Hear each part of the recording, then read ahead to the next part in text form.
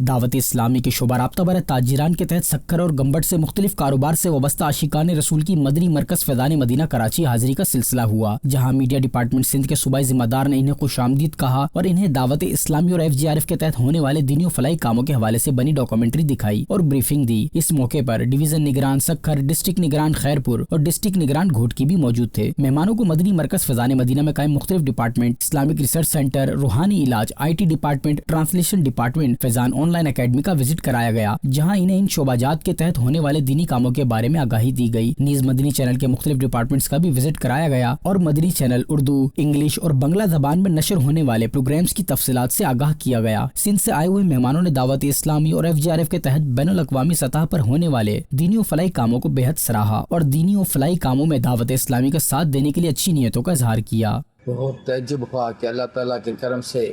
دعوت اسلامی اتنا بڑا کام کر رہی ہے، جو دنیا بھر میں عاشقان رسول کو ترغیب دلا رہی ہے، دین کی خدمت کر رہی ہے اور اس کے ساتھ ساتھ آقا کی امت کی خدمت کر رہی ہے۔ ماشاءاللہ یہ میرے امیر علیہ سنت کا فیضان ہے، جس کے بنیاد پر یہ کام چل رہا ہے اتنا۔